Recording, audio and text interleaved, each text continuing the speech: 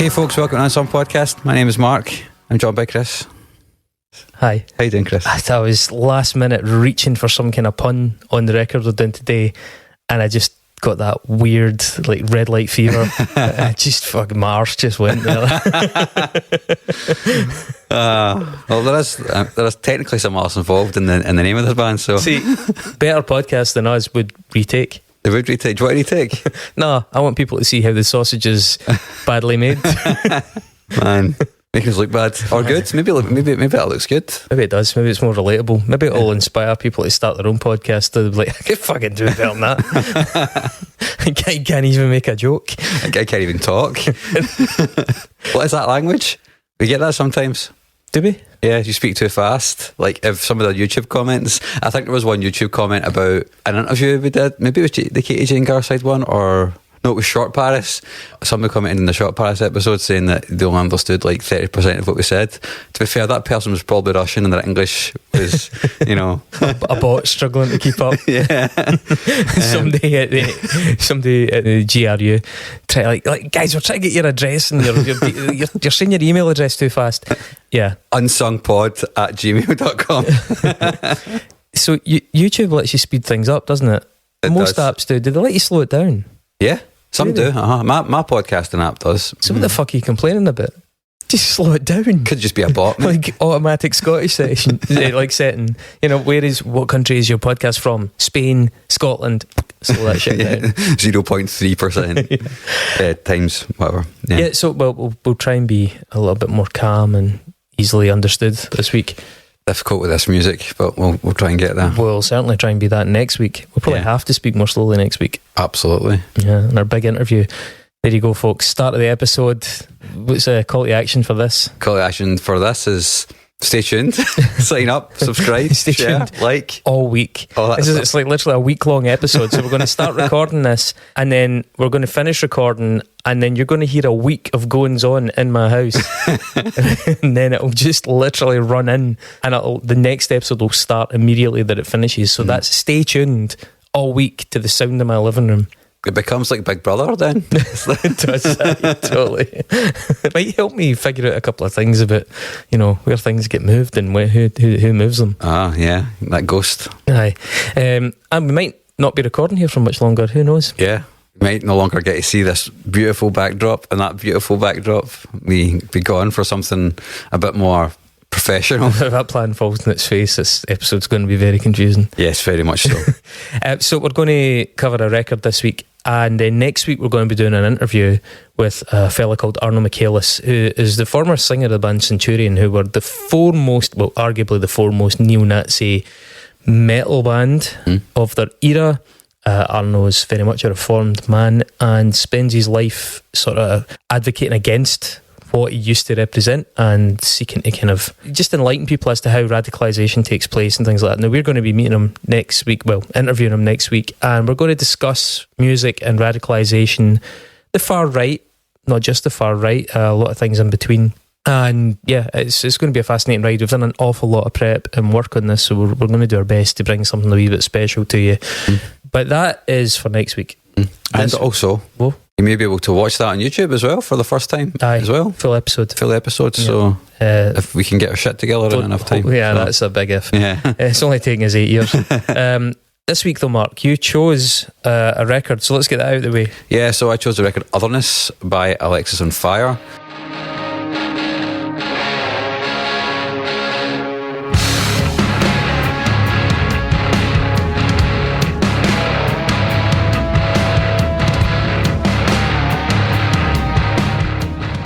Kind of apt actually, given next week's topic, otherness and othering, but it's a bit of a stretch.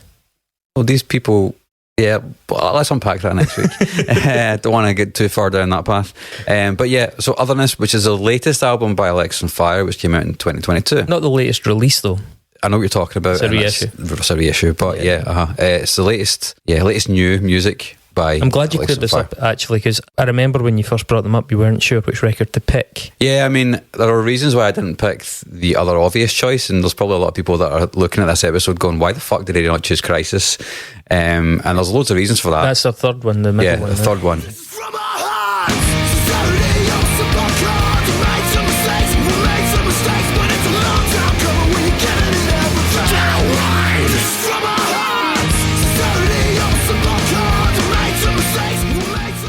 and largely they kind of revolve around the fact that that album went platinum in Canada. They flung open the doors for like kind of music in that kind of later era of sort of post-hardcore in the late 90s, because it was kind of dying a bit.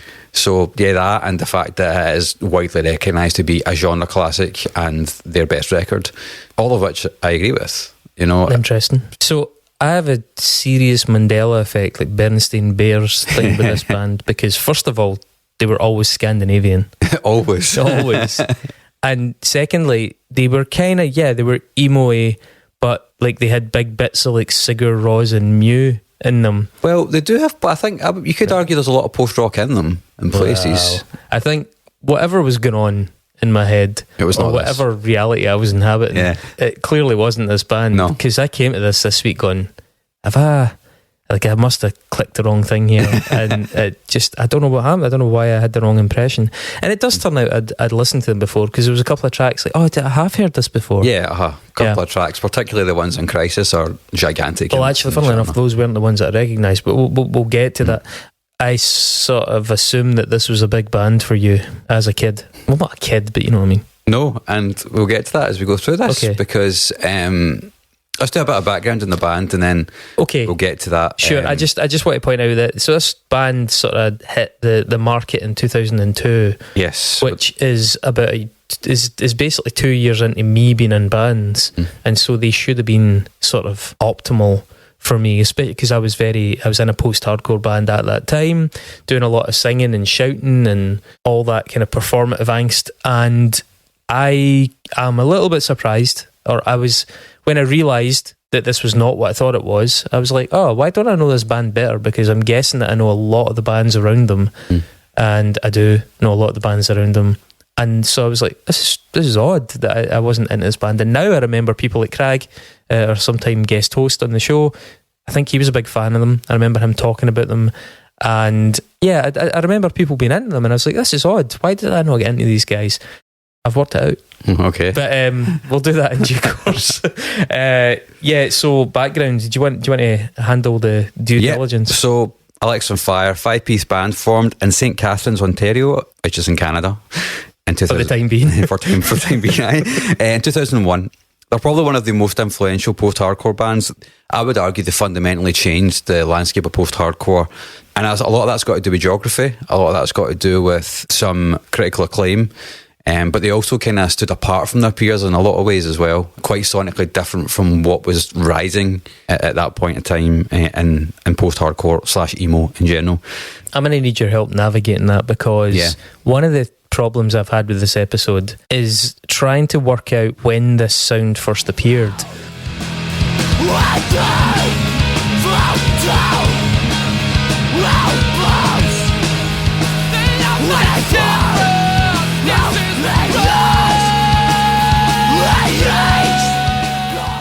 Now, I'm just initially going to take from what you've said that perhaps they were one of the innovators of this specific sound. I, especially as a sound engineer for years and years and years, I remember the scene being awash with this sound. Mm-hmm. What I couldn't figure out was, where did they lie on the timeline of that sound coming into being? Yeah. But it'll be interesting to hear you sort of spell that out, because I'm trying to work out what was coming up and what was big as this band landed. Just to, you mentioned 5-piece band, some names for that: George Pettit. Yep, George Pettit. Dallas Green, Wade McNeil, Chris Steele, and then Jordan Hastings became the sort of long-term drummer, but it was originally a guy called Jesse Engelevich. So it's an unusual second name, isn't it? It looks like an anagram. But he left in 2005, I believe. He did, yes. Can I also just say, I was never quite sure whether this band was called Alexisonfire or Alexisonfire. Yeah. I now know, because they took their name from a porn star called Alexis Fire, and she had a website called Alexisonfire. And then she tried to sue them, Yeah. but she'd forgotten to register the name, and basically they had no case to answer as a result. Yeah, well, I remember one of the things that I found quite interesting and endearing about them earlier on in our career is that their website is theonlybandever.com. because of that. Oh wow, okay. Because they couldn't get Alexisonfire.com. So they just called themselves, they just said it's the only bands ever. Bet she got a lot of traffic out of I that. think she probably did back in the day. Yeah. That should have settled the lawsuit alone. Yeah, I remember like going to Alexisonfire.com and I'm like, this is not where I should be. Oh yeah, I imagine loads of angsty teenage boys were like going to Alexisonfire, seeing a naked girl and being like, goodness me, this is not what I wanted to see today. And then being really confused when it was the only band ever. I can't get out of here fast enough. Enter. No, exit. You need to exit. Would it be funny if like the exit took you There was directly probably a lot of confusion with Alexis Fire about what was an entry and what was an exit. Yeah. So yeah, those 5 chaps that you mentioned there, the origins of the band are really interesting. So Wade and Chris were in a band called Plan 9, which formed in St Catharines. They used to play every Saturday in St Catharines. George Pettit was in we played bass in a metal band called Condemning Salem. Dallas Green was in an atmospheric rock band called Helicon Blue, and Jesse played in various punk bands around about the scene. So right away you're starting, Plan 9 were like a hardcore band, and when you hear Wade's voice, that totally makes sense. That kind of gruff, kind of gargling nails kind of thing. But when you see where they came from and the sound that kind of came out of that, you're like, yeah, that could only really have happened in that way. Like with these guys being in completely different genres of band and coming together to try and do something. So this is the part of the story that I alluded to earlier on. So when their first record came out in 2002, I was on the Funeral for a Friend message board because I'd seen I've told this story before, but I went to see Boy Sets Fire live in the Cat House in Glasgow in 2002, or maybe late 2001.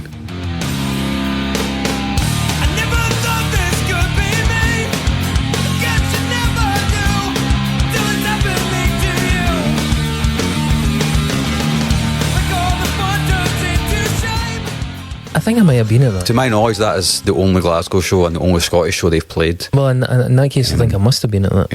They certainly haven't played since, and I'm not a band anymore, but it's one of those gigs where I was really just waiting for 2 tracks, and then I was like, yeah. Funeral for a Friend were the opening band, and I really, really, really liked them. Back then, Funeral for a Friend were quite close to being a Screamo band, like traditional Screamo or post-hardcore, in the way that we understand it. So I remember being on that forum, and everybody was raving about this band, Alexisonfire, right? And everybody's banging on about 44 Caliber Love Letter just because it's got the most emo line ever in it. It's a 44 Caliber Love Letter straight from my heart. Yes. Which is one of the most emo things ever. And that's the one that it turned out. I was like, I have heard these guys. Yeah. So I got the record and I just bounced right off it straight away. It turns out that as we go through the records, I don't know if you found, but in 2016, just after the band reformed, George did a rank your records with Vice. No, I didn't see that. He's got some really interesting insights into the records. That'll be good. And his ranking is really interesting.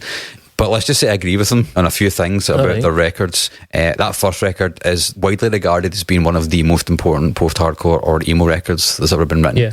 So actually, I did pick up a couple of interesting quotes from people who are relevant. So Liam Cormier from Cancer Bats. Yeah, Cancer Bats. He said, quote, "Everyone will always remember Alexisonfire and Billy Talent as the 2 bands that brought heavy music to the forefront and broke that scene wide open in this country." That country being, I have a whole section on that whole Canada thing, so we can go on that in a minute. And the frontman, the ex-frontman of Grade, Kyle Bishop, he said, previous to them, Canadian content was pretty lame, palatable stuff.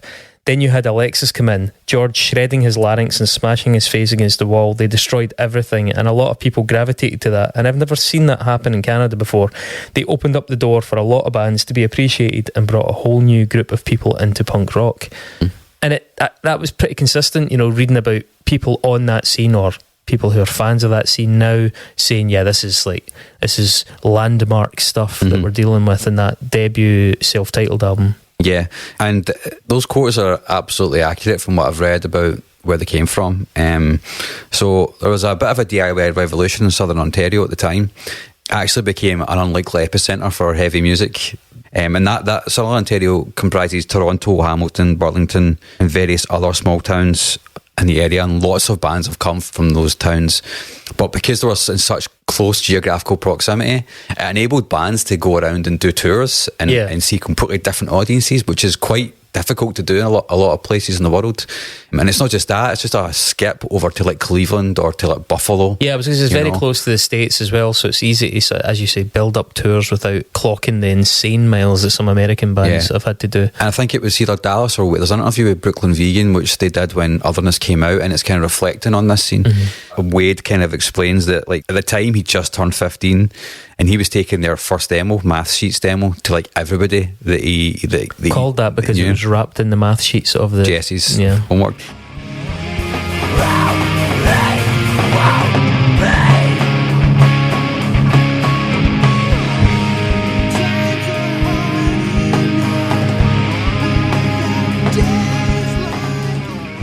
And everybody talked to just through the demo in the garbage. So the solution was for them to just do their own thing. And basically what he started doing was just there was a Jamaican restaurant, a Jamaican bar and a Chinese restaurant, and pay by that or hotels, and they basically would just hire them out and have gigs in them, which is really, really, really cool.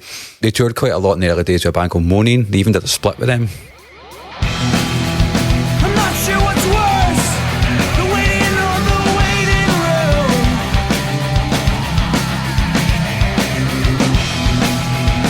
And your next sir becomes a cruel tortilla. Wade talks about how seeing them come through the town was amazing, because it's like, holy shit, this band are touring Canada. It wasn't Canada, but this band are touring and they're from like nearby. That's so fucking cool. And that's kind of what inspired them to do that, and the whole DIY ethos as well of just trying to get out and around. So yeah, like I said, there's geographic advantages, infrastructure as well. There's that network of all ages and DIY venues all over that area. The scene wasn't just segregated by genre. Like I said, the guys in this band came from hardcore, they came from metal, they came from like atmospheric rock or emo or whatever.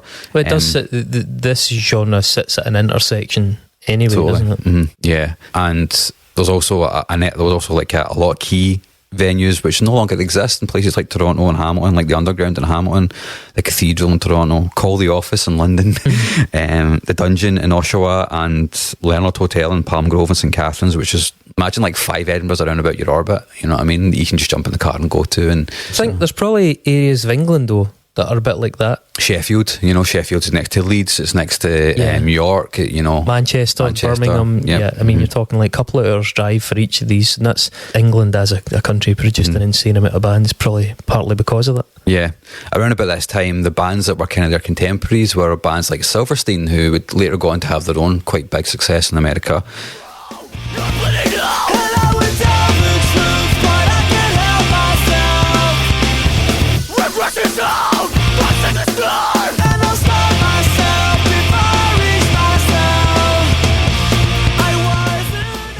Moaning, like I said, they were from Brompton.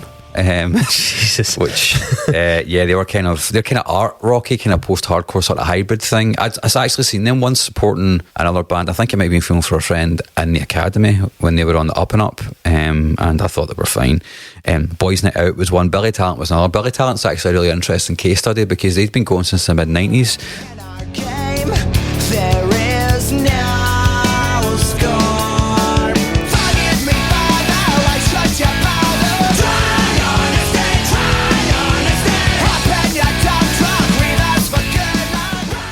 They didn't release their debut album until they signed to Atlantic Records in 2002. So, you know, when the quotes were there, we're talking about how it blew the doors of the scene wide open. It totally did.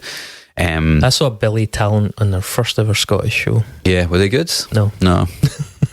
They like at that point they had one song. Was it try? They had one tune that I quite liked, and again, as you put it, bounced off the album and never went back, and yet they just seemed to endure. They just kept fucking playing, and I was like, how is this band good? But I think like Billy Talent is an interesting example because, as I said about this, I'm like, oh, this should be something I think I would have been into at the time. I was a massive fan of things that, you know, Refused, At the Drive-In, bands that are comparable in one or another ways. And Billy Talent was one that I tried to get into to the extent of like getting something and going and seeing them and just like, man, I just don't get it. And I just realised that there was a part of this genre that I didn't really like. I mean, you've named some names there. These are the bands for their early days, I assume. Because other bands that I would see in reference to them and other bands I would kind of class them in with, you've mentioned Billy Talent, it's like From Autumn to Ashes.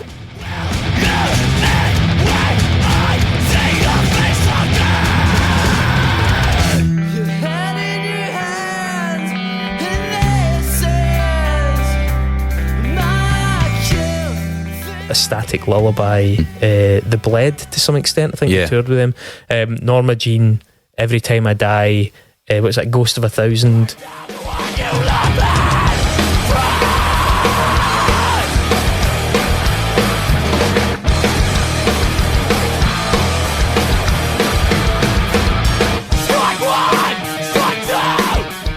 Oh, they were great, man. They were so good. Bands that were kind of mentioned, not that sounded identical to them, but for example, if you pull up the Alexisonfire radio on Spotify, these are the kind of names that are coming up on that.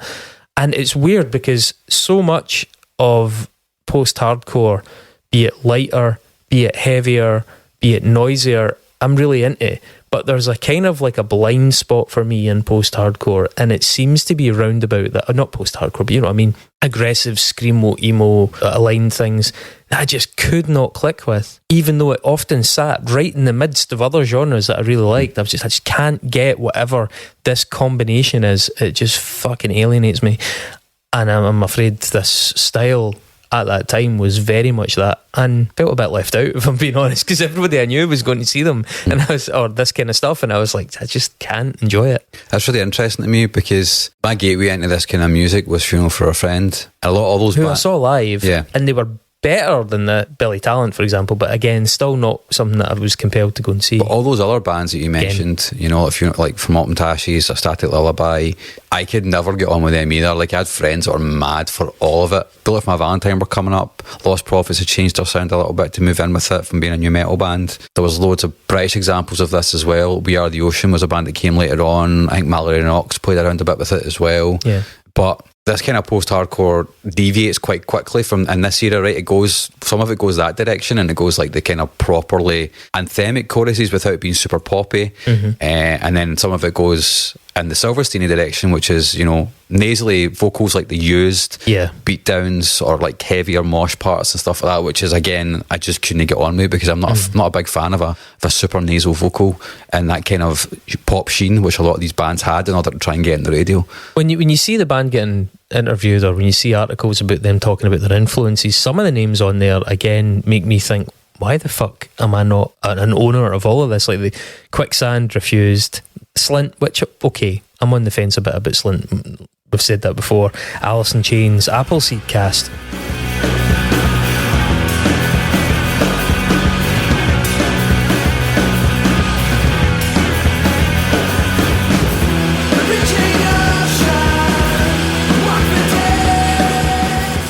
Appleseed Cast. They name check Appleseed Cast, and I am super hot for Appleseed Cast, right? Elliot.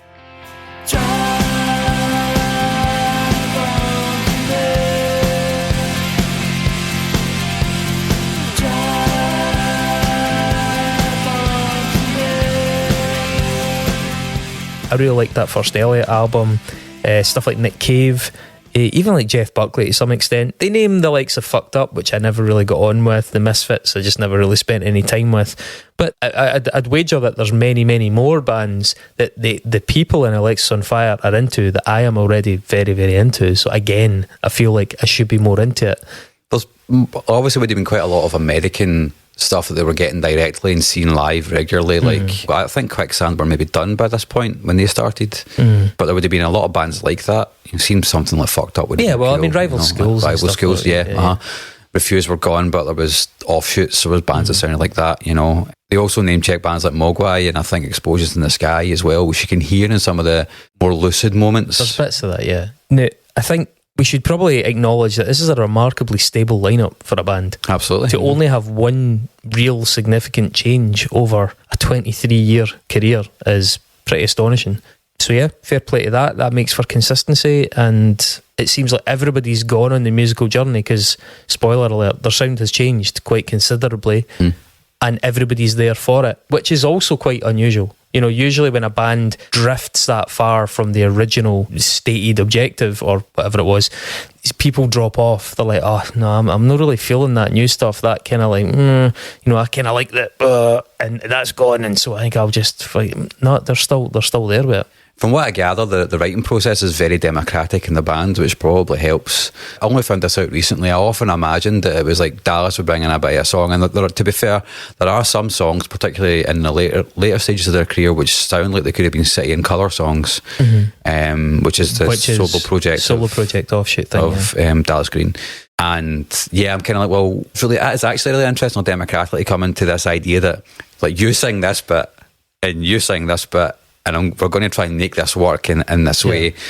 I think that's probably one of the reasons why I kind of bounced off the first record, and I'll go into more detail on that in a minute. The thing is, I think it sounds much more eclectic now than it used to. The songs take bigger risks now, I think, than they used to. Definitely, absolutely. Just by the way, you mentioned side project, just to get a couple of them on the record. So yeah, Dallas Green did City and Colour. So go on, and I will refrain, and I'll keep on running. He basically left Alexisonfire to do something. Yeah, so that was 2005-ish. And I actually remember City and Colour sort of hitting the scene and hitting Glasgow as well. I think they did a show at Sleazy's that was very talked about at the time. He also does that project You Plus Me with Pink. Did one album with Pink, which is totally random. So weird. Yeah, Pink, for folk listening, yes, Pink. Yeah. The shadows from the trees dance on the window pane. Here I lie, awake once again, longing for a dream. And Wade McNeil for the band, he became the singer for Gallows, didn't he? After what's his face? Frank Carter left. So hot take. Yeah, I prefer the Wade albums. We are the black light bearing style. We have nothing, we have no pity. We hate you, we hate this city.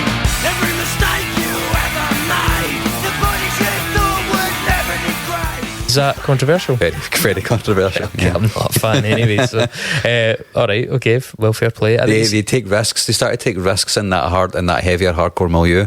Is he still? Because they still play, don't they, Gallows? They've not played for a while. I don't think they're over. I just think everyone's doing other things, right. and but stuff. Would he still be the singer? I think he would still be. I think he's still officially the singer. Yeah. So he was in Black Lungs as well, wasn't he? And he did a thing called Doom's Children. Yeah, which I've not heard. But he did Dead Tired, and I haven't heard them. Apparently they're very good. And Jordan Hastings did Cunter with the bass player as well.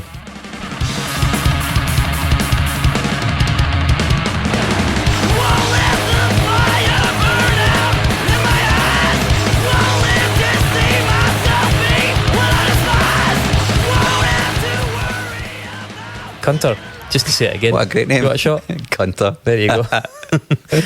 Try that in like 0.5 speed. So before we move on to discography, there is one thing I think is probably worth clarifying here. Why do I think this band stand out from the others? And the first one is the three vocal dynamic, right? So in this era, it was one guy screams and one guy sings. Yes, there's a lot of that. Yeah, and this fucking Blood Brothers, by the way. Oh my god. Yeah. The first record, it's definitely one guy screams, one guy sings, and one guy does backing vocals, but then it becomes a lot more than that. One of my favourite things about the band is I love how George's voice changes and his singing style changes. He actually becomes a singer, you know, which I think is just a really good thing. You would never have seen that, and I don't think a lot of people would. A lot of screamers tended to not move in that direction as their careers went on. A band like Atreyu, for example, the screamer just straight up left, and the drummer, who was the singer guy, became the frontman, and they got one of the guitar players to scream. Exploded. Yeah. Just one day, screamed a bit too hard. Yeah. But Spinal Tap style. Hey guys, we need a new screamer. Has anybody got a mop? But it's not just the three vocal thing. I think that their voices are all like so completely different from one another as well. Yeah, there's a big contrast. Dallas's voice is fucking outstanding. That boy's got some set of lungs, and it's one of those things that you hear it on record and you're like, he can't sound that live. He can't sound like that. So live. Dallas is the proper singer, yeah. Uh-huh. And the screamer or the yeller, the main yeller is George. So his voice is genuinely that good, and it's pretty astounding. It's almost angelic in places. Easy. I would say that as well, their choice of melodic hooks is not what a lot of their contemporaries were picking either. And that's probably down to Dallas's voice. They're not super fucking whiny, basically, is what I'm saying. Right. We may disagree on that. And then Wade, when he gets a chance to sing, he's, like I said, he sounds like he's been gargling nails for like years. And I think that's a really good dynamic. And he does a lot of the backing vocals as well, which you would never be able to tell.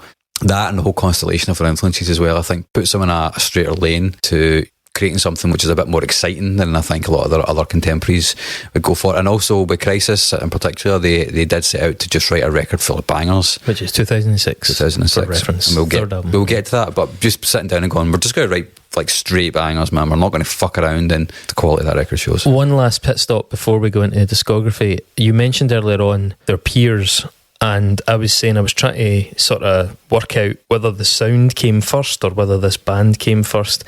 What was the sound of, well, let's call it like Screamo or post-hardcore in 2001, 2002 that you recall? When I think Screamo, I'm thinking like Orchid and Seisha and Sort of Caterpillar and all that.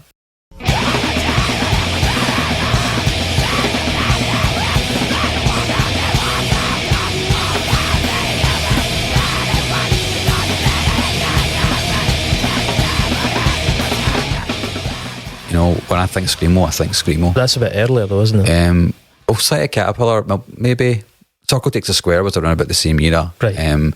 Page 99, Orchid and all that were a little bit earlier. I do seem to remember something that was a lot more caustic, more frantic. I don't mean like Dillingery, but it was just a bit more ragged and a bit raw. Mm-hmm. And this doesn't seem, I know it's still got the very throaty vocal in it, but something starts to coalesce around a sound here to the point where it becomes a very identifiable sound, to the point where it actually becomes just a template that bands start taking off the shelf. Like, that's the kind of band we are.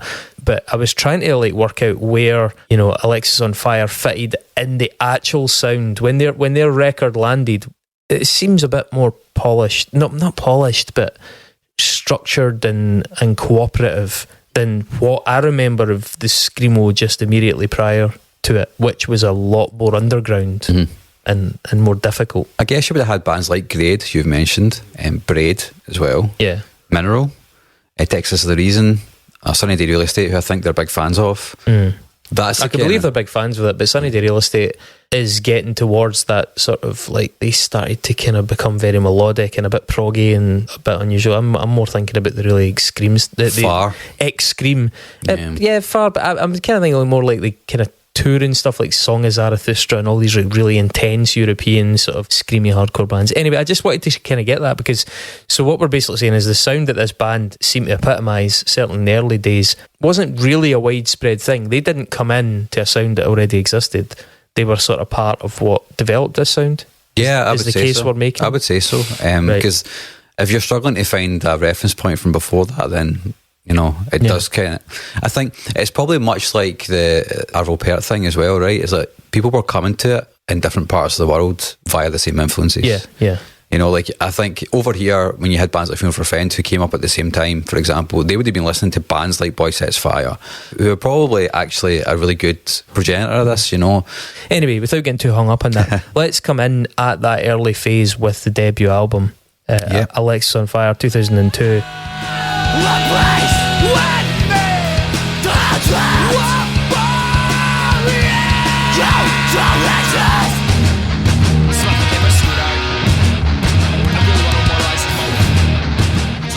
Almost unbearably 2002, this sound. Yes, it's a bad sound as well.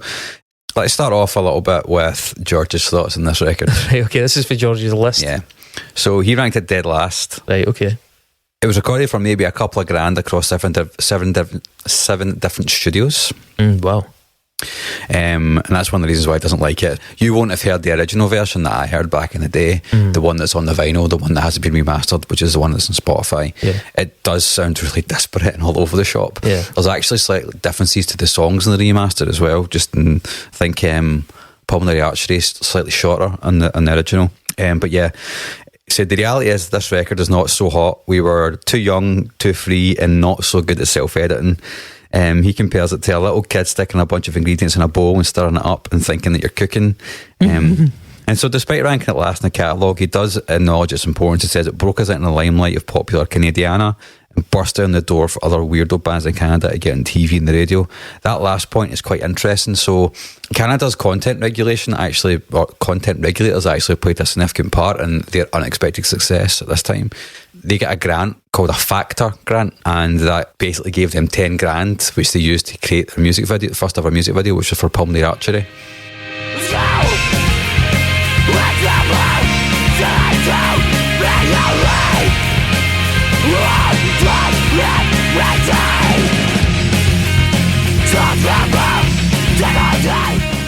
And then it got onto Much Music, which was kind of like MTV at that time. Cool, we got the grant, we made the video. Maybe a few people will see it at 3 o'clock in the morning, but that obviously was not the case. So when people talk about throwing open the doors for all the kind of weirdo Canadian music, then that it was exactly that. You know, it was that one brush with fortune that kind of helped them move the needle a little bit.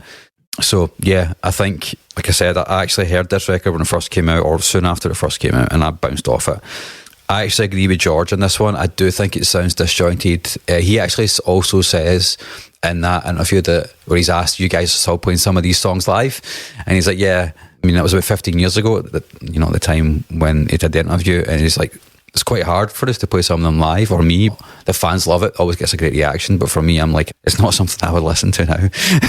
Yeah. You know? I mean, the first track in it, that one you mentioned, 44 caliber love letter, with that fucking line as well. I think it was the chorus to this song, that song, that made it impossible for me to see them as a band I could get into. The guitar work in it actually starts quite well. It's really interesting. That is very interesting. The beginning of that song, and I was like, oh, this could be something, you know.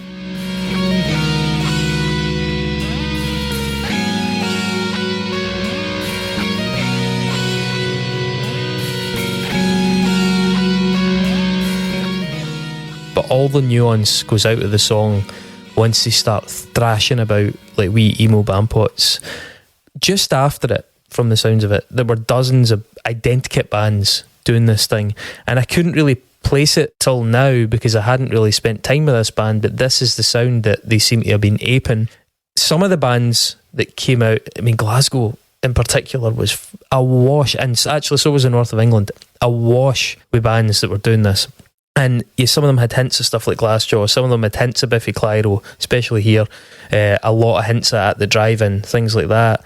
But this particular sound built a number of plague ships that brought nothing but pestilence to my shores, man. Honestly, I mean, in 2007, or by 2007, I was working as pretty much a full-time sound engineer, and I was scraping this shit out my ears every night.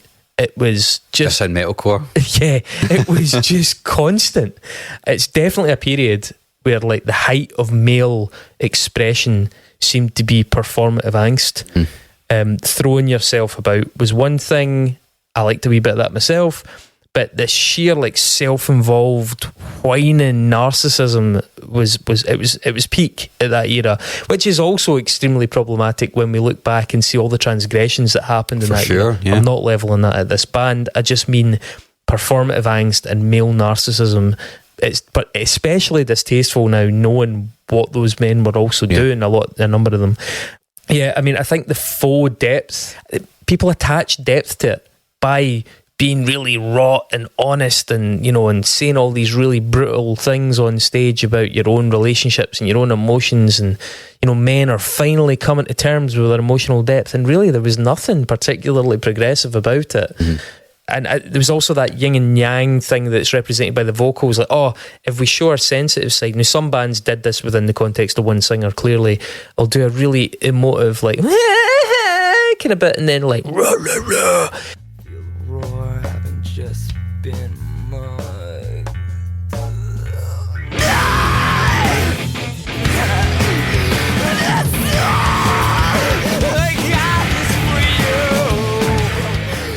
And that was meant to be like, oh, I'm what's that thing that Henry Rollins says, a tender poet warrior, you know, where it's like you're showing like your sensitive, expressive side, but also your anger and your machismo, and it was just so fucking facile. And this sound, this record, is an absolute bullseye on that sound for me. And it started here, man. So. And it's aged like milk. I really think it has aged like milk. As I say, I was listening to a lot of the same bands that these guys were listening to, and I even going back and listening to some of the demos that my own band got rid of. It was because of that. It was like, God, there's so much ick hearing it. This record, I think it doesn't just bore the shit out of me. I fucking hate it. Like, I fucking hate this record. It is awful. And that is on record now. The first Alexisonfire album, which I'd sort of just bounced off and like, I've never really spent it. I've been forced to spend time with it, and I can comfortably say I was right back then. It's fucking dog shit. Well, as somebody that was listened to it back then, I bounced off it for a different reason. The highlights for me, I think Polaroids of Polar Bears has got some nice twinkly sections in it. There's an insane amount of reverb in Dallas's voice, which makes it sound like he's in a well. Really, really poor production. See what you said about there. Twinkly bits as well. You're right, because this is where you hear the tiniest bits of the Mogwai's explosion in the sky. And they fucking ruin it every time. Yeah. Pulmonary Artery, I think, was a single. I think it's a good song. It's got some nice post-rock energy in the twinkly places, but this is probably, in this era of the band, this gives the most compelling vision of what they would later go into musically do. And I just want to shout out the song A Dagger Through the Heart of St. Angeles, which is a song they still play regularly. I think it's the only song they play from this record. Sometimes they do 44 Caliber Love Letter, the crowd always goes mad. Sometimes they do Pulmonary Archony, but they almost always play A Dagger Through the Heart of St. Angeles. Blood clouds, die like love. Walk right, take control. I think it's really weird they kept this one as well, because it's not the obvious song in this record at all to pick for that, you know. But I think it does work really well in a live setting and the rest of their set, so maybe it's one of the ones they can kind of dust off and go, actually, it's not so bad. In terms of lyrical themes, I do agree with you. This record stands out actually as being the only record which actually has that kind of big, oh look at me, I'm a man with feelings energy, you know what I mean? They really quickly, they kind of move away from that. I mean, the next record's only 2 years later, right? Which is Watch Out, so I guess it's probably a good time to move on to that. Yeah.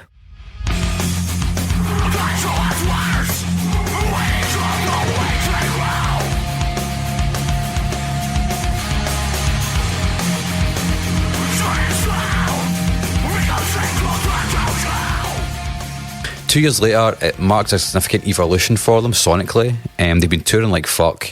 George describes it as the sound of the band maturing. They worked with Julius Butty, who transformed not only their sound but their approach to recording as well. But he ranked it as second last in the records. He said that I made my peace with this record a little while ago. I took it out into the woods and set it free in a proper dramatic Harry the Hendersons-esque fashion. He compares the album to Harry from the Hendersons. He says, it's certainly a lovability to the record, but it's just not practical to have it in the house. To the production's clearer and the songwriting is more sophisticated, but honestly, it just doesn't sound like a record that I would listen to today. Yeah. I did seesaw between thinking, was this worse than the debut? And I still can't quite make up my mind. I think it's probably equally dog shit as the debut. I think it's fucking terrible.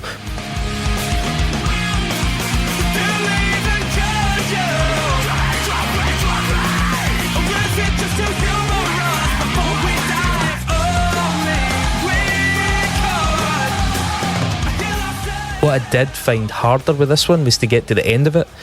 So the debut, I was like, right, I can listen through this and then put my thoughts down. Maybe there was an element of fatigue, but with this one, I really struggled to get through it. It's a tough fucking listen. Yeah, I mean, again, like, Accidents was the first single on this, and that really turned to my head because I think that's a fucking great song. I think that's a fucking terrible song. I think see the woe-ohs in that, they don't even work with the main vocal. I think like they totally they're actually totally miswritten.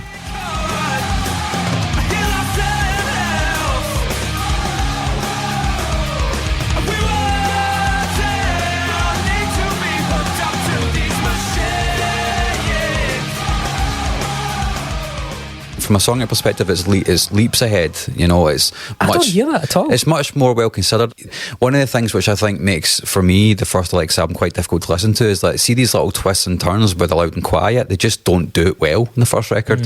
They just don't have the skills to do it in a way which makes sense. They kind of nail that in this record. They do it quite a lot, admittedly, but I mean, if you go back to our intros episode, you'll know that I ripped off Accidents in one of my band's songs way back in the day.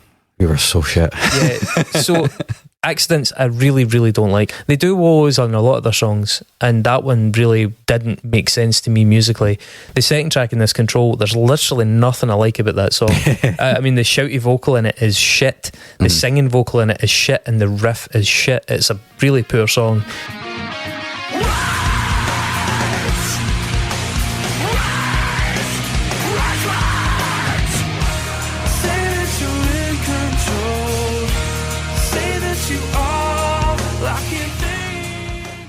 And I think the third one, it was Fear of Myself That Made Me Odd, is actually the worst yet.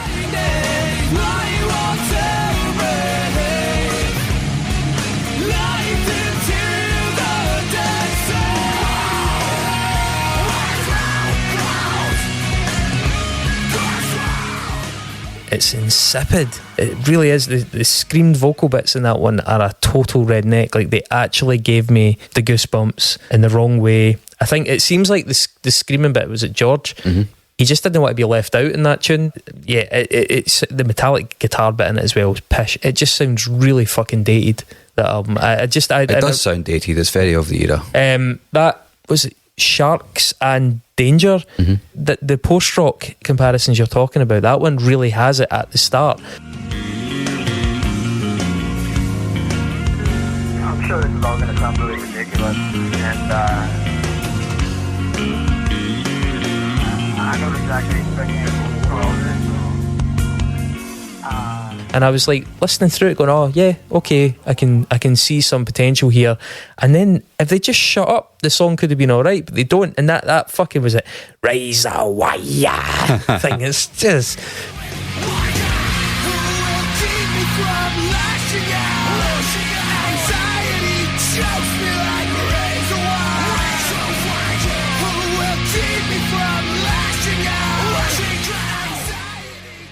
fuck, man, it's really, really bad. It's really bad. And on my first listen, I found myself singing along with it and guessing not only where the vocals were going to land, but guessing where they were going to go, including the singing vocals, guessing what note they were going to go to. And as I said, I was trying to parse whether or not that was because this band were part of a sound that was so rote, or whether or not this band just did something that so many people have ripped off almost identically that I can now guess what they're going to do. Yeah. And to be fair, I think it's the latter. I think so many people have copied this shamelessly that going back to the source now, I'm like, right, he's going to go to this note, right, he's going to come in, right, he's going to go to this note. But it does sound horribly derivative. It haunts you. Yeah. For me, I quite like Control. I like the interweaving guitars in it. My favourite song on the record, though, is Happiness by the Kilowatt, which is the last song, and they still close their set with that today.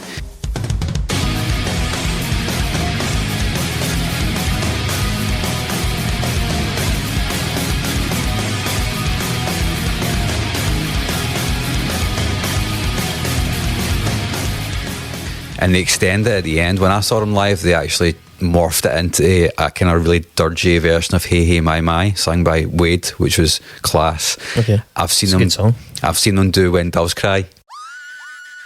Is over the end of it as well. Did they know you were there? I didn't see it live. I saw that on YouTube. I haven't. That's the first seen it Prince live. alarm in a while. It is. Fucking hell. I had to blow the dust off it though. But yeah, I think that's a song which probably holds up the best for me. Again, it feels as though they're moving forward a little bit and refining things again, like tweaking things. And this period, which is now 4 years of being on the road and writing records and constantly tweaking their sound, results in Crisis, which is the next album in 2006. From our hearts, society also broke hearts. We made some mistakes, but it's a long time coming when you can't never try. From our hearts, society also broke hearts. We made some mistakes, There's something a bit different in this one, thank God. Yeah, so this is widely considered their peak. Achieved, like I said earlier on, platinum status in Canada. George says he feels this represents the band that is most cohesive. Where was it in his list? Second, for a specific reason, Okay. which we'll get to. He says that not every song on this record is great, but as a whole, it's the most concise thing we ever did. Stylistically, conceptually, and sonically, it's tight and it's well thought out. And like I said, the album was unprecedented success, especially getting to number one in Canada with a picture of a guy with frostbitten hands in the front, which is pretty badass. He calls it a shining example of outlier musicians pushing the limits of what's accessible and palatable to do in the mainstream media. Watch Out had got a fair amount of acclaim in of itself, and the songs were charting highly. They were getting accidents and stuff was getting played on the radio. So their choice to make a record of bangers was a very deliberate one. Selling out, you mean? Yeah, basically. But still doing it on their own terms and still being an indie label. You know, they never made the jump to the major. Yeah, no, I'm being facetious. But actually, one thing that came across to me was that they moved in a Bronxy direction with some of their sound. So the first one in this, Drunks, Lovers, Sinners and Saints, it starts like a sort of Bronx tune. And I quite liked that. It was rocking along just straight up until the chorus, which I think falls flat. I don't think the chorus is as good as the verse. Mm-hmm. This Could Be Anywhere in the World, the second track in that.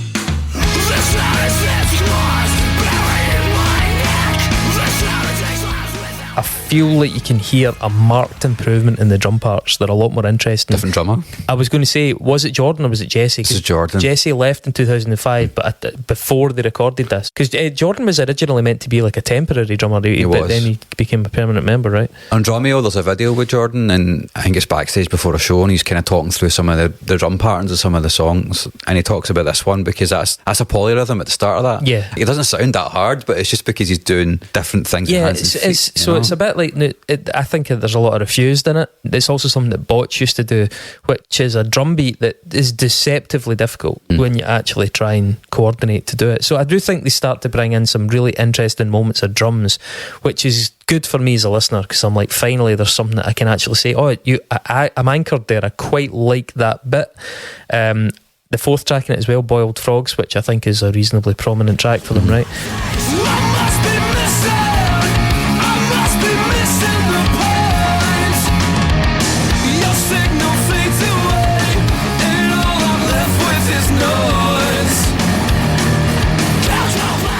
I think it's got a lot of the same bullshit that they have going on elsewhere in their stuff, but I think the chorus at least feels a lot stronger. Finally, that they're starting to actually. There was things appearing in this where I was like, okay, I don't hate this. There's stuff here that I can sort of like get a wee foothold in. Mm-hmm. Well, this record turned a lot of heads at the time. Like I said, same producer as Watch Out. I think I could have done a whole episode on this record. There's a few songs I'd leave off it, but I think it's a very good record. I'm not entirely convinced it's aged all that well in places.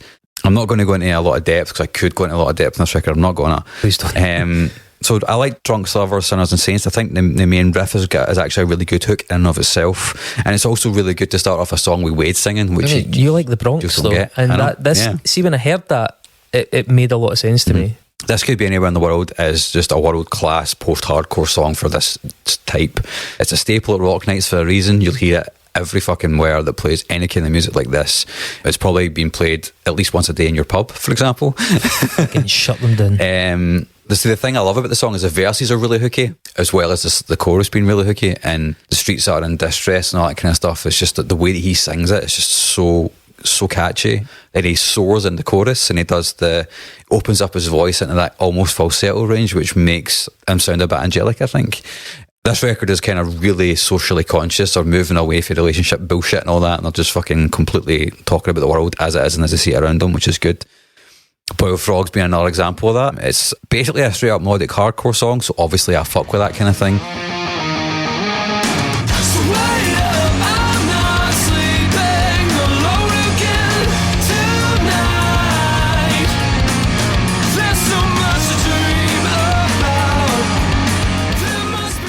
It was the first single, and when I first heard that, I couldn't believe it. I was like, is that the same band? I don't remember this band ever being that good, because Like I said, I bounced off the first record. I wasn't super into the second record. I liked a few songs, but it never really totally hooked me. I think We Are the Sound has got my favourite George vocal on it, and it's got a half-time chorus, which is a nice trick. Crisis is probably Wade's best vocal contribution in this band.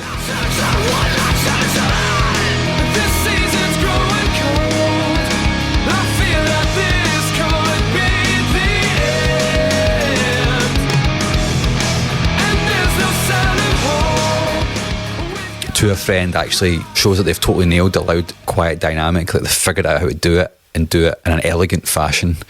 And Rough Hands, which is an epic closer. It's got really good vocals in the chorus. It's got yawning Ebo guitars. It's got piano.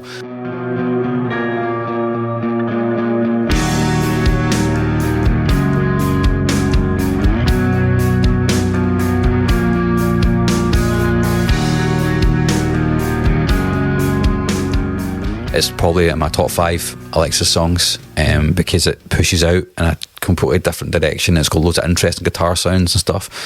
Spoiler alert, probably why I really enjoy the latest record, because it has a lot of interesting guitar tones in it. Yeah. So it's interesting is because 2 years after this, rumours were already circulating that the band was maybe going to break up. I think it was McNeil had said in 2008 that something in an interview about not knowing what the future held to do with them. But then 2009 they announced that there's a new album on the way, the Old Crows Young Cardinals record. So I mean, if you're saying that this was their peak, why were those rumours persisting? Was it just that animosity in the band, or? I don't think there was ever anything big between them, and I'm not 100% sure what it was, but City and Colour was also starting to take off for Wade. Yeah, because that was 2005 he started that, so it was kind of concurrent. So this record come 2009, which is 3 years later, and they toured a bunch in Crisis as well, but he's starting to do more City and Colour stuff, and that's clearly a lot more commercial, even though it's not deliberately commercial, because it's just still folk at the start, at the outset. It was still just having a guitar, quite folky. Yeah. But people are starting to see this boy can actually write songs as well. He's not just this guy in this post-hardcore band with a really great voice that can write a good chorus. He can actually write songs which more than just a very niche audience might appeal to. And I think he starts to see that. City of Colour was cited as one of the reasons why the band did eventually go on hiatus as well, because he wanted to devote more time to doing that. George has spoken about in interviews that they kind of knew that was happening around about the time of the touring around about Young Cardinals. They could see that Dallas was starting to get a bit less interested in being in the band. He was kind of getting really stressed about doing both of these things. Someone can correct me on this, but I vaguely remember an interview saying that there was gigs or tours at Dallas would end up like being like completely burnt out and crying by the end of them because he just didn't really want to do it anymore. I know that when they did go on hiatus, split, however you want to phrase it, it was not entirely on good terms. I think there was like a bit of friction. Yeah. We'll come to that in a wee second. I haven't really done anything on Dead Letter, which was the final release they did in 2012. All blossoms die in the light of our new culture. Find your belief in that which cannot be discovered. Countless lessons lie. Which came out after the band broke up, but there's a little bit of acrimony about how that came about as well. Death Letter, sorry. Death Letter. That was originally 2012. It actually got reissued in 2024 with 2 bonus tracks on it. It's really fucking wanky. Yeah, totally. It sounds. I mean, it's said amongst fans as well as myself that it sounds like a City and Colour release potentially, and it does really. So they went on to do. We've mentioned it a couple of times here. Old Crows, Young Cardinals. Yep.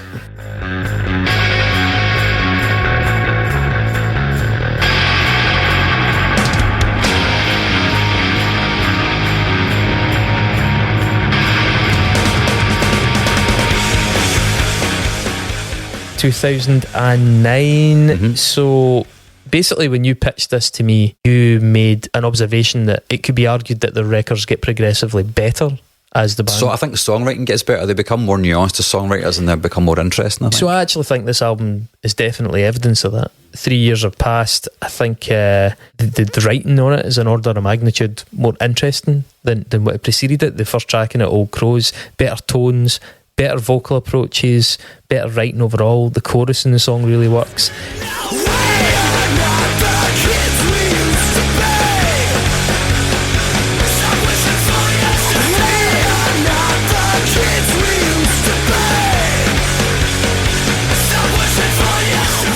Again, I'm not really listening to this music back then or now, but putting my objective hat on, I can at least appreciate the quality of it. Young Cardinals.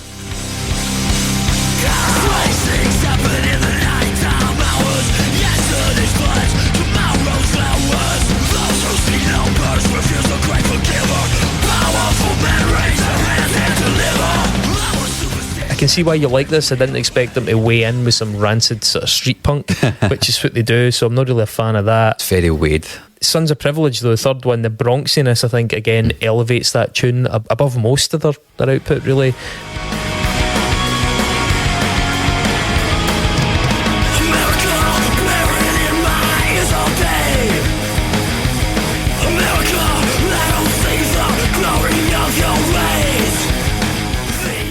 And it feels like that band's, certainly prior to Otherness, it feels like that band's sweetest spot for my ear. The Northern was another one that really stood out in that record because really interesting drum work on it, really good bass line on it.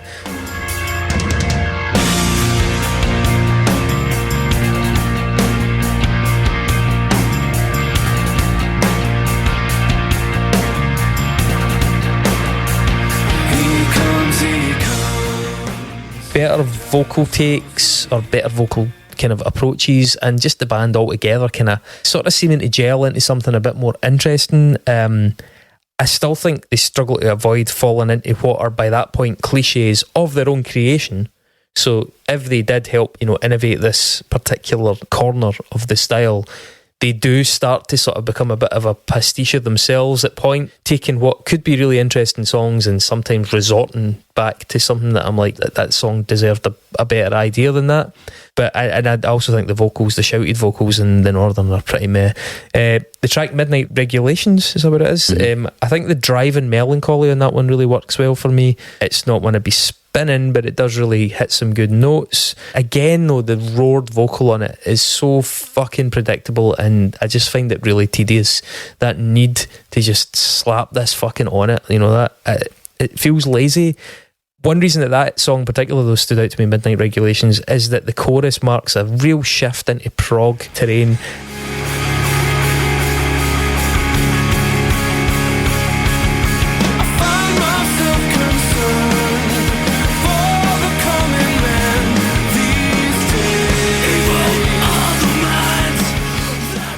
And it's actually the first point where you can really hear them starting to intersect with Caven, who I'm a very big fan of, and who did have some of the same elements, Stephen singing and Caleb just absolutely ripping through the verse. And to me, it works great when used like that.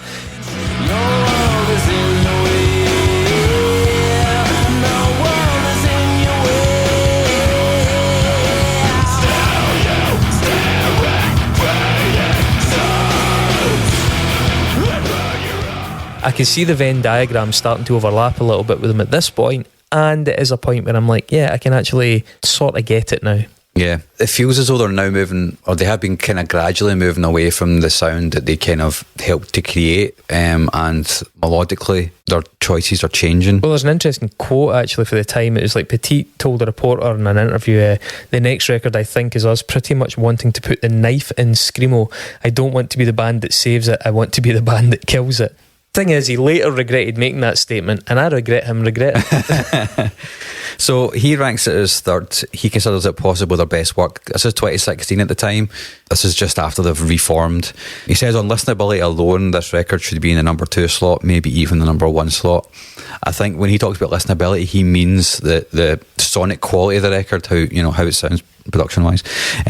George starts to move towards singing in this record more, and he's got a baritone voice, which is a really interesting sonic dimension again in the band, and you hear that a lot more in Otherness, which I think is one of his strengths. Although he does admit that there's heavy existential themes in the record that maybe alienate some fans. This is a really good quote. He's like, I was drunk on The Rebel by Albert Camus, and I really want to tackle the existentialist dilemma. These are questions that Sartre couldn't answer, so why is the singer of a Screamo band thinking he could do it? Which is quite funny. He seems like a great guy. He became a firefighter. I saw that, yeah. He maintained it as well when he was doing other stuff as well. Which is pretty good. I think for me, it's kind of difficult for them to follow up Crisis, and they kind of didn't, which is good. There's a lot more singing on it, like it's from George, like I said. I think Young Cardinals and Born and Raised are probably up there with their best singles. I think Born and Raised is maybe my favourite chorus of theirs. To the blessing of our creation.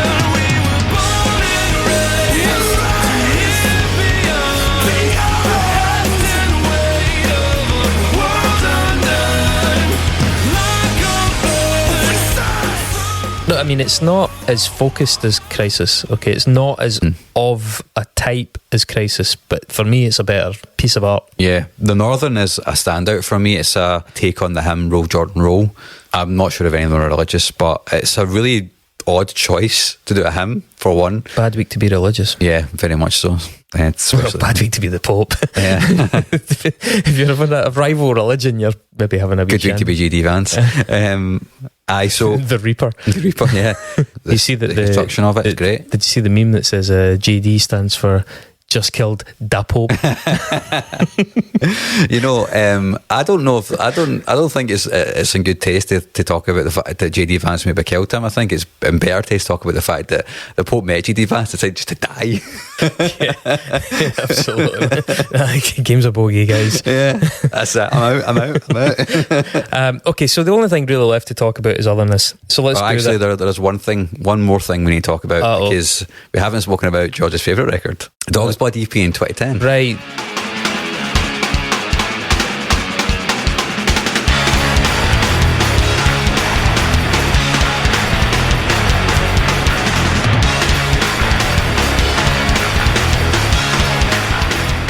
It's a weird record, so it's 4 songs that didn't really fit, and they're all different, all completely different from each other.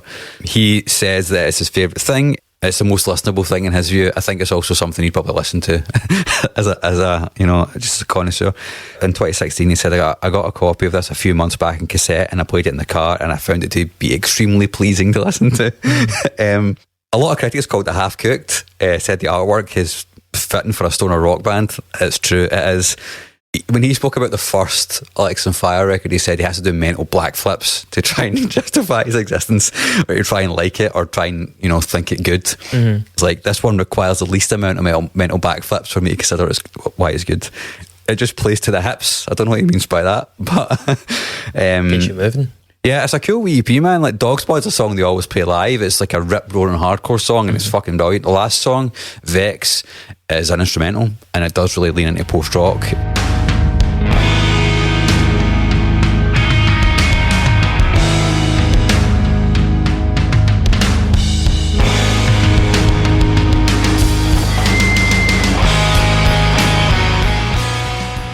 Just a really interesting wee curio near the end of their career, and then Death Letter was the final thing, and the trivia with that is apparently Dallas and Wade just decided to go and record that themselves.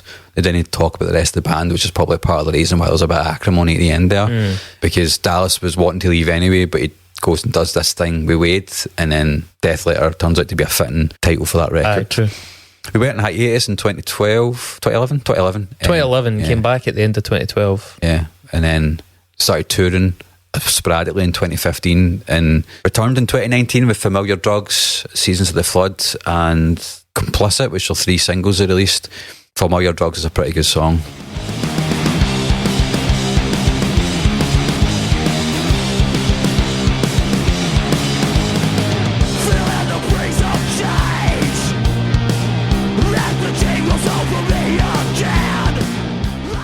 That was their first new music in 9 years. Yeah. Mm-hmm. But at that point, they said they weren't thinking about doing a record. They just had these songs they wanted to put out that they'd written. They were entertaining tours, but not necessarily actively going out there and looking for opportunities. Mm-hmm. Then they started playing more and more after 2020, after the pandemic. They started playing, and by all accounts, they just really enjoyed being each other's company and being in the studio again, which is what led to Otherness. Yeah. And everybody was quite surprised, because there was no really any talk that they were going to do a record, an album, and then suddenly, oh fuck, Alexis Fire have got an album coming out. Oh, that's really weird. And then there's press photos of them, and they all look like fucking old men, and you're like, whoa, that's mad. Steady on. Yeah. Dallas is almost totally grey now. Do you know what I mean? It's super weird. And so's Wade, and you're like, fuck, these are not the boys that were fresh faced and that I remember from fucking 2002, 20 years ago. You know what I mean? So 2022. Yep. Otherness. You took me back to 2002 and that self-titled album. There is no fucking way in hell I would think I might be discussing this band whilst making a favourable comparison to Soundgarden. I'm so glad that they developed their sound. This is definitely their best record. Not that I had to try all that hard to be their best record. Yeah. But yeah, I breathed a massive sigh of relief when you said this was the one we were doing, because I was like, I can actually kind of get behind that. So take us through it. Yeah, so before we do that, a little bit of context. 13 years since the last recorded output. They've obviously listened to a lot of 70s rock and stoner and decided to get a keyboard player. They've obviously taken, I think, a little bit of influence from peers, though, that went from, like Cavan, that went from making really hard, heavy stuff, even like Converge and stuff, and then branched out and started doing stuff that was a bit more exploratory and proggy, yes, absolutely, drawing on old influences, but making it sound modern. One thing that I like about this record is it's actually got a really lovely, warm analog feel to it. It's got an interesting production on it, definitely. Yeah. Which makes it... I think it maybe undermines the weight at the heavier bits. I don't mind that. The heavier bits are not as crunchy as they are in other things because there's more production on them that sort of robs them of the impact. Yeah. But actually, it just means that they're relying more on the songwriting and less on the sheer voluminous hit. And they've always got keys like a Hammond or an organ effect sound. There's quite a few synths in it. Which makes that heaviness sound just nicer. Do you know what I mean? Psychedelic and ethereal and stuff, yeah. So anyway, let's go through it. First song is Committed to the Con.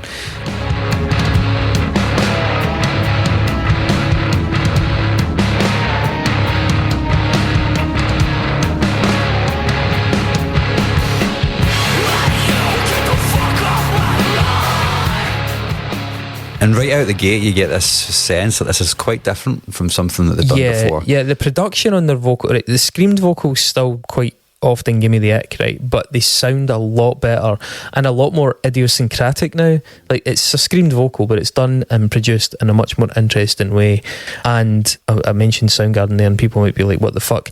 You've kind of hinted at it. The sung vocals are proper sung vocals at this point, you know, getting into like Chris Cornell territory of range and delivery that I didn't actually think the guy had in him.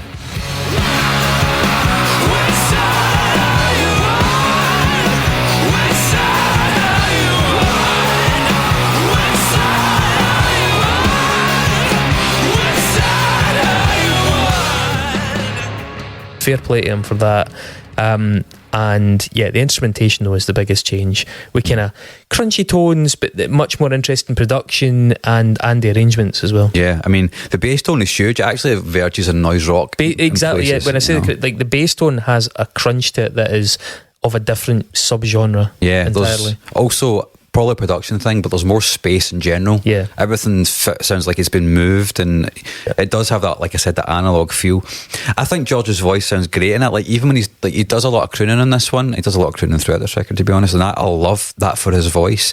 I think his screams sound good as well. I like the way that his scream evolved. It moved away from being like the barky Screamo shit from the first record and became a lot more powerful. I think he actually learned how to do it right. Fuck's sake. But the song also sees keys, like I said, being added to the sound, and it just really expands the sonic repertoire. And then on the second chorus, they've got all three vocals, and that's different. Why is that? It's because they've made different melodic decisions and different choices. It's got a slide guitar solo, dead seasick feeling, which does remind me of Neil Young. They intertwine the vocals in really fun and interesting ways, which makes you go, why weren't... Well, they probably weren't able to do that 13 years ago, right? They've all listened to more music and written more music and stuff. So Alexisonfire fans don't like this record, right? Pop in the subreddit, and if we've managed to make it on the subreddit, first of all, hi. Second of all... I wish you hadn't... After what I've said, I wish you hadn't given away your email address at the start of this episode. But a lot of folk were like, oh, it sounds like fucking Nickelback, or it's alt-rock and midi, and like mid-pace, and I'm like, mate, we're all fucking old now. Like, I get it, you might want to be driving to work banging out fucking Alexisonfire, the debut album, in your car to try and make yourself feel Grow the fuck up. At least this is the thing, the band have grown up. The band are like, it's not dignified. You're saying they're coming back and they're all grey and it's like, it's not dignified for them to be fucking whining and whinging and thrashing about the way they used to, which they debatably shouldn't have done in the first place anyway. But it just is like, fuck off. Like, go and live in the past if you want to live in the past. The band are at least trying to do something a bit different, and too bad, I'm telling you, it's fucking better anyway. Yeah. It's their approach generally in this record is more stately, I think. Yeah. So the second song is Sweet Dreams of Otherness.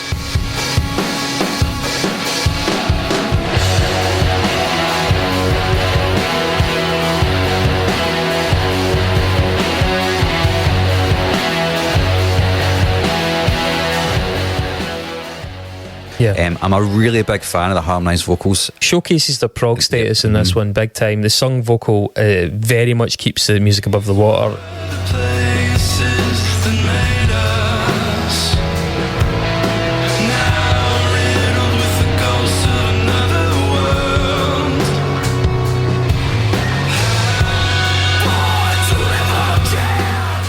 I think the screams in this one just about get by.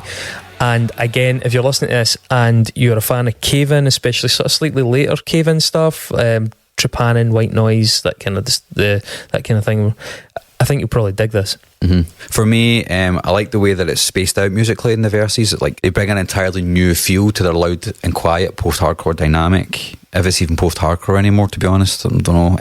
I love the chorus. His voice just hits that perfect dynamic register for me, which makes me go, oh man, I wish I could just live inside your voice. Yeah.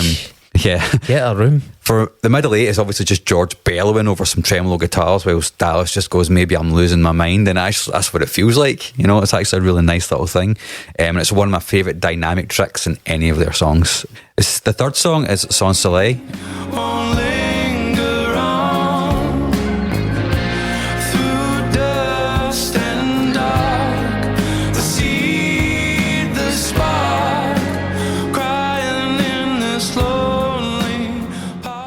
Earnest and atmospheric. I think there's actually a bit of a grandiose 80s alternative feel to this one.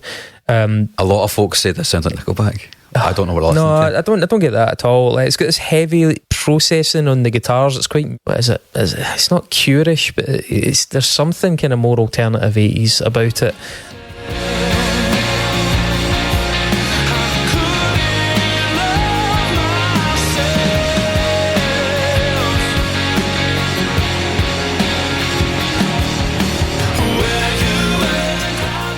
I mean, it's pretty goddamn cheesy as a song, but I think it just about sticks the landing.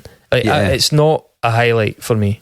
So I remember really not being taken by this song when I first came across it in the record, but the chorus always gets stuck in my head. And that's how I knew I had to reassess my relationship with this abusive song. Because I felt as though I would always want to skip it, but then I was always like, nah, there's something about that chorus that keeps reeling me back in, and I don't know what it is. Show me in the doll where the song touched you, Mark. Exactly. I think it's probably because George sings and it's baritone underneath him. And it gives it just a really nice feel to me. I mean, I do. If folk are saying Nickelback, I think it's a little bit corny. I think that's probably what they mean. Yeah, you know? I don't think it's inexcusably corny, but I do think it's pretty corny. In the middle eight, Jaws comes in with his aggro vocal, and I think that's a really good touch. It kind of brings us back into more Alexisonfire territory. But yeah, like I said, it never grabbed me, but then it's one of the songs which has stuck with me since. You know? But they come flying out into Conditional Love, and I think Unconditional Love. What would have sounded dry as a bone and a pretty blunt instrument in an earlier record is delivered in a much more interesting way, given the production and given the sort of maturity in this one.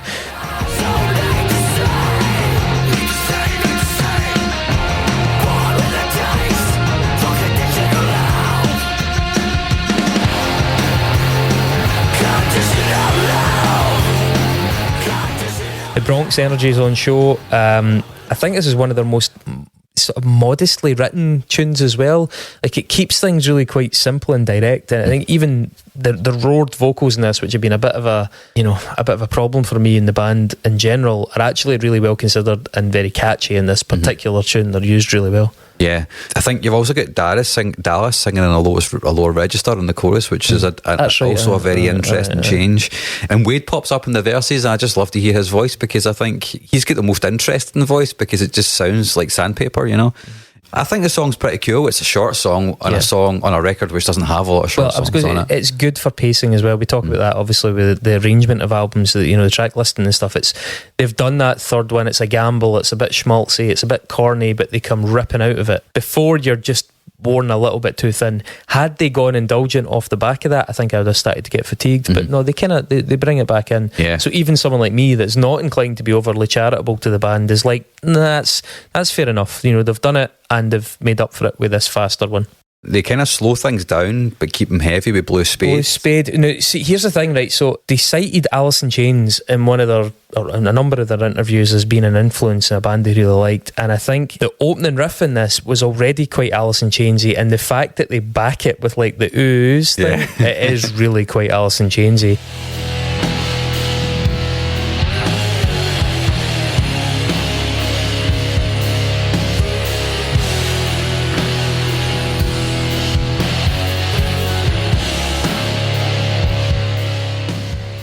And that also kind of ties into some of the later cave-in kind of stuff I'm talking about as well, because they did start to flirt with that kind of some aspects of the grunge scene that had endured. Yeah.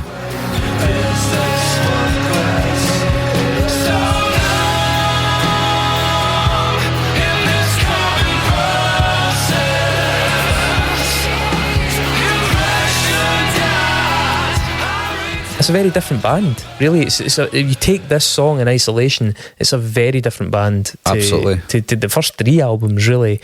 And that's what I was going to ask you at this point in my notes, like, how do the OG fans feel about this? But you're saying they're quite hostile towards it. I'm not surprised at all. If you look in the lists online, like even some of the websites that did rankings of the records when this came out, this always is like bottom two. That's fine with me. For me, the riff at the start is Sabbathy. Yeah, I hear it more as like an Alice in Chains thing, especially since they've cited them. The chorus is epic, and I think it's maybe my favourite melody in the record. Like I've said before, it's another very Alice in Chains thing, though, to harmonise your chorus. Totally, the vocals kind of wrap around each other, and the oohs are they feel like they shouldn't work, but they totally do. I think they probably had a giggle in the studio when they added them, because somebody was probably like, oh man, this sounds like Alice in Chains, and somebody was like, ooh, you should totally do that. You should totally fucking do it. Fuck them. They hate us now anyway. It bleeds really nicely into Dark Night of the Soul, which for me has the best vocal harmonies of anything they've ever done.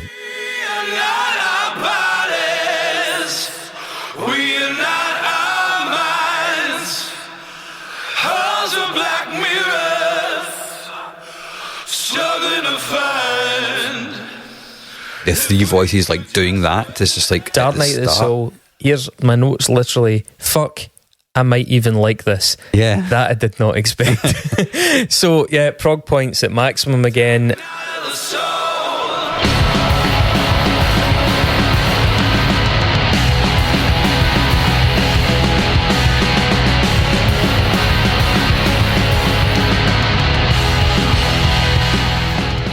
The bass riff that kicks in, sadly not the best production on the bass riff, but nevertheless the bass riff is pretty killer with that guitar part going over it. I think that's a great bit of music objectively, and yeah, sorry to say the name again, but definitely feels like it could have been one of the later Cave-In records.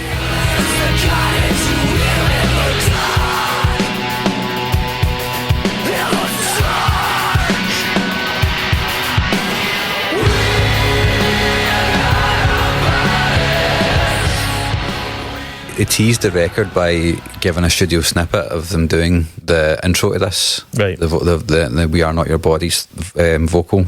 I remember hearing that going, that's going to be interesting. Definitely, yeah. And it was, the multi-layered harmonies are really good. It kicks in with that real pace, with that riff, like you're saying. Really big fan of the tremolo guitars. I love that kind of thing. Which, by the way, is, we talked about Explosions in the Sky earlier on in this. Not a band I'm a particularly big fan of, to say the least. But the tremolo guitars thing, they've taken that from it. Yeah, definitely. Yeah. In the middle, it goes into a spaced out jam, which sounds like the Mars Vola, which, I kind of fuck with that, to be honest. I think it's all the chord choices and the fact they've got the keys doing a little kind of dun thing, which is really nice. It's just a lovely texture, I think. Interesting 7th track, Midnight Information. Mistaken Information. Excuse me, sorry.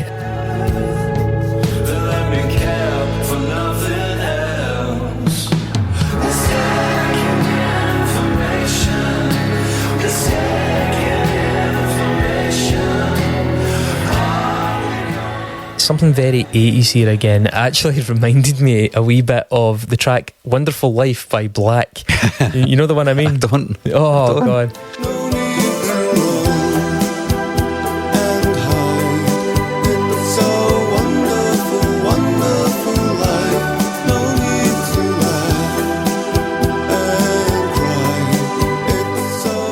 No need to run and hide. Anyway, maybe I'd know if I heard that. The reason being that the song sort of sits inside this dreamy synth bath. It sits in the midst of it, and I always think of that when I hear that tune.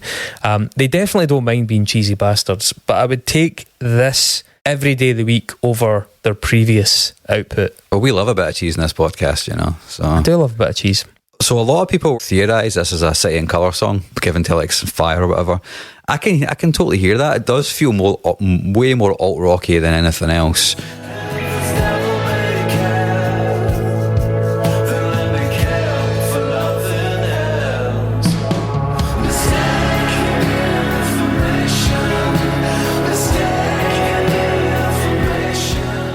I think its placement maybe dilutes the focus of the album a little bit, because the way that the last song descends into a bit of a jam and takes a bit of a deviation. I don't mind the placement. I do think that the two cheesier songs are the weaker songs on the record.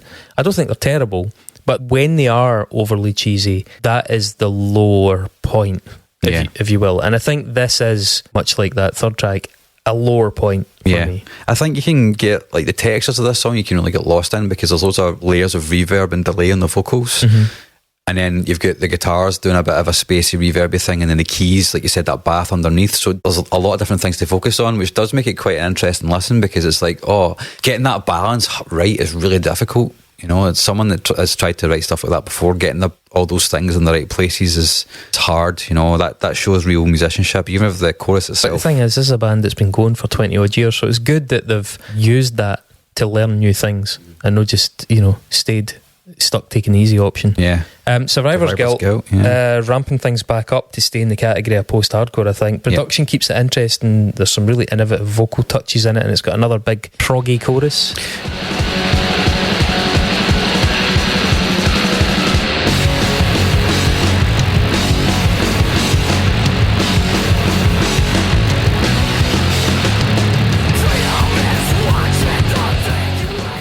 Yeah, love the bass tone on this one. The chorus goes halftime, like I said earlier on another record, and it pulls the song in a totally different direction, which I like.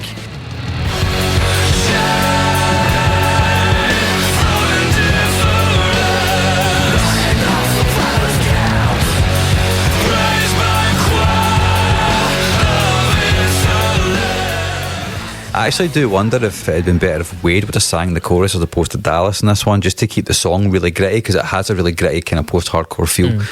But I like it regardless. Again, there's another 70s jazzy interlude around about the 3-minute mark, which sees them veer off in another direction again.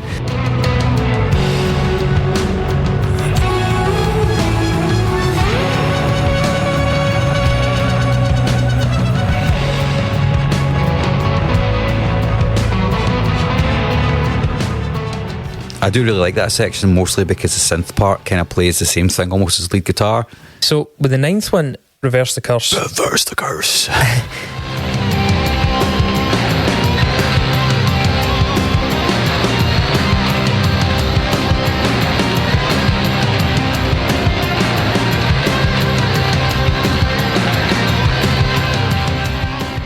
I can see a way that this could have been interpreted as a wee bit of like a filler tune, because it does a bunch of the same things as some of the earlier tracks, but I think it's still more or less strong enough to not fall into that category. And I think at this point I did have to sort of tip my hat. We're in the 9th track out of 10, and to be able to go through a full record without any glaring lulls, like I said, I think some of the cheesier moments are low points, but I don't think they're terrible. I don't think they're unforgivably low.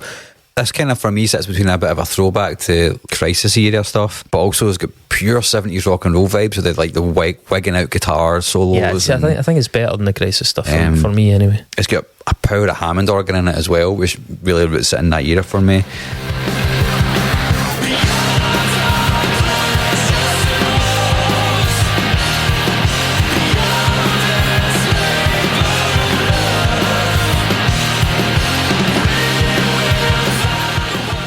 It's actually became one of my favourite songs in the records, like over time, because it sounds a bit similar to the earlier stuff, but it just has, like I said, big rock and roll energy.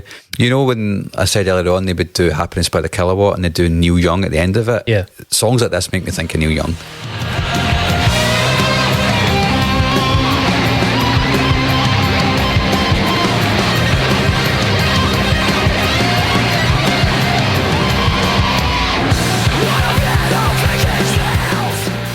Right. Just the guitar stuff, you know, the way that the solos are just kind of chromatic and obvious, but it feels as though you're in a completely different era. It seems like they're enjoying themselves as well. I think that's probably one of the things as well. It actually feels as though they're having fun. Yeah. And World Stops Turning, an acoustic lead closer.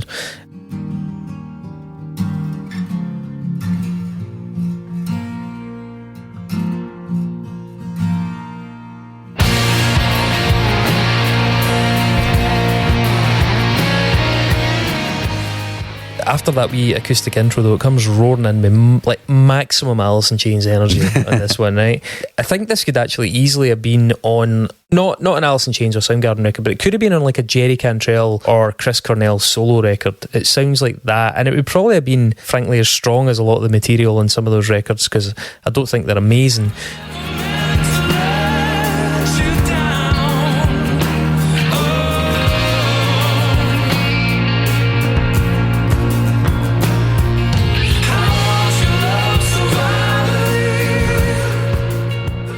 But fuck man, if you squint, it even sounds a wee bit Guns N' Roses, Bon Jovi at points. And I'm not saying that as a slight. I think it's just, it is what it is.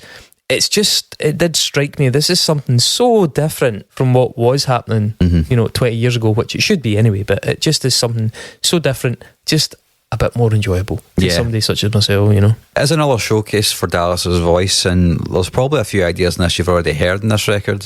They basically just crank it all up. I love the way it has loads of oohs and ahs and screaming underneath the massive guitar wig out towards the end of the song, and then it just kind of falls apart and goes back to the acoustic and just a vocal, and that feels like a real organic jam to me. It doesn't feel overly engineered. It's like, this is the way the song should go.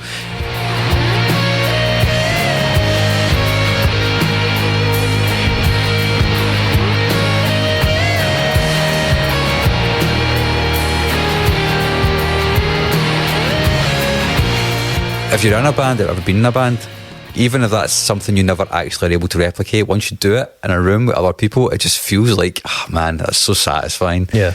So what are your final thoughts on it in terms of why it was nominated? So it is the most unsung, I think, of all of their records, right? From what you're saying, absolutely. None of the fans really get that much. There are fans that like it, obviously, but they don't really rate it compared to the earlier stuff. One of my big things about the bands that I like from when I was younger is that they've grown and their music has changed as I've grown as well. The Wonder Years, the Flatliners, Hot Water Music, all that, their sound is deliberately changing. Deliberately changing? Probably subconsciously changing. I don't think there's a deliberate choice a lot of the time. So for me, when I heard this, I was like, that is not at all what I expected an Alexisonfire record to sound like. But then also, this is exactly what an Alexisonfire record would probably sound like now, from guys who've been kicking about for the past 20 years. I think it would be problematic if it still sounded like the self-titled album. Yeah, it'd be hard to come back and, like you said, do the same thing again. It'd be depressing. It would feel depressing. Not least of all for them, from the sounds of it. And that's what makes this record probably my favourite of theirs. I think Crisis is the most solid record. It is the one everybody loves. It is the most consistent record, perhaps. You could argue they took chances in their first record, right? Because it was all new and they were trying things that were just outside their ability levels. And this record, they decided to take really deliberate chances, like, let's chuck some keys in there. Let's do a proggy part here. Like, fuck it, man. We can do this. We're able to play this. Yeah, nobody expects us to come back, so there's no expectations of the sound. Yeah, and it makes it really refreshing. It certainly feels a lot less like a post-hardcore record and more like maybe an alt-rock record. And agree. I'm quite happy about that. For me, it is unsung. I'm not going to lie. I thought this was going to be a bloodbath. I started from the start. I was walking home from deep in the south side, on the other side of Glasgow. That's where I live. Where Mark lives. So I was checking my wallet every 30 seconds. With my headphones in, and by the time I got to Bridge Street, I was properly begging to be hit by a bus. I was having a horrible time fucking cursing your name, thinking about turning around and putting a brick through your window, right?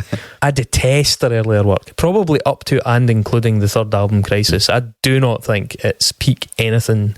And I'm actually, as I said, I wasn't sure about the chronology of when did this sound emerge, who did that. I'm now relieved to know my enemy by name. Do you know what I mean? I'm like, I knew I hated this sound, but I didn't have a point on the map that I could point to and go like, oh, what don't you like? I fucking hate that. Now I know. I can point to but certainly the first two albums and be like, that is awful. It's a bit like, in The Exorcist or any Exorcist movie, to get rid of the demon you need to know its name. Right, okay, I fucking know the name now. I can hopefully do something about it. Things do get a bit better on Old Crows, Young Cardinals though, and I'd happily give that record a pass, but things get much better for this one. And I can even imagine recreationally listening to this, and given the blood that was pissing out my ears when I was listening to that debut album, there's no way I expected to be saying that. So yes, I think this is the correct choice for unsung, but my God, Mark, you pushed me to the breaking point. I know I can be a bit of a prick about these records. part of it is for lols on the show. I'm hosting a show that I want people to enjoy. So if you're in the band, you're like, what an arsehole. Yes, I'm sorry. But at least George agrees with you, so yeah. That's encouraging. But also credit where it's due. Fucking fair props to you, because you were successful doing this thing and you chose to leave it behind and grow up. And what you've ended up at is actually, I can assure you, reaching a whole new audience, i.e. me, who couldn't want to be further away for your older stuff, but it's actually quite into some of what you've done. And I used the example of Cave In because it's a band that a lot of me and my friends really came together around from different walks of life. You know, people that were into metal, people that were into emo and stuff like that. I know a lot of people that like Cave In, and yet they don't really talk about this. And so I'm thinking they've bounced off the earlier stuff as well. And I'm like, well, if you've written them off, give this record a chance. I think there's probably stuff in it that you'll like, so you may well reach another small demographic via this show in that way. So yeah. Look, Mark, if you got to this via the Reddit for Alexis on Fire and you fucking want to give us a piece of their mind, how might someone get direct access to us? Well, they can get to us on our socials, which is at unsungpods on all of them. We are on Twitter, but we don't check it anymore. I've deleted the account from my phone. Good. So it still exists, but there's a message saying get us elsewhere. Absolutely. But yeah, we're on TikTok, we're on Instagram, still on Facebook. Oh, I know. They're all a fucking midden. The only reason Blue Sky Threads as well. The only reason we're going to push Facebook is because we have a private group on there. We do not recommend you use Facebook for much, really, other than speaking to us directly with our group of subscribers, where you can kind of input ideas towards the show, give us candid feedback. If you don't like what I said, come at me, that's absolutely fine. Yep. We're big boys, we can take the criticism because we hand it out. If you £4 a month, by the way. Yeah, £4 a month, and that comes with like a bunch of other benefits. If you see them as benefits, such as special episodes, the bonus episodes, getting the episodes early on the Friday, with no ads, no adverts, yeah, various things. And there's also a record club, and if you join the record club, then you really are part of some sort of elite, because we go and pick albums, we buy them directly from the bands and or the labels, and these are largely records that I can almost guarantee, certainly if you're from anywhere abroad, you're never going to come across. They're from all over the world, but they tend to be underground bands that we've been tipped off about, that I've come across in my promotion duties, stuff that really stands out, and we'll go and get things from them to make sure you actually get a chance to hear it. And it seems to go over really, really well. So joining the record club at the higher level, which is $15 a month, which is not a lot, let's be honest, for all the work we put into this. So please consider that. Now, that all done, let's really focus on Nazism. must be. Yeah, so next week we are going to be interviewing Arno Michaelis, who Chris spoke about at the start of the episode. Very nice guy, by the way. He's got some really, really good videos that you can go and watch before the episode. They'll give you a bit of context, or you can wait until we've spoken to him and then catch up. But yeah, good guy, a lot of interesting things to say. I'm keen to see if Mark can shoehorn Prince into the episode next week. Seems very unlikely, to be honest. You've done it in weirder episodes.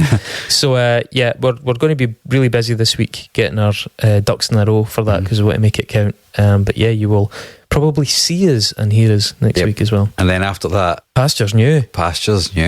Stay tuned. Yeah, so one of the things that we started a Patreon for was in order to raise some money to get a studio.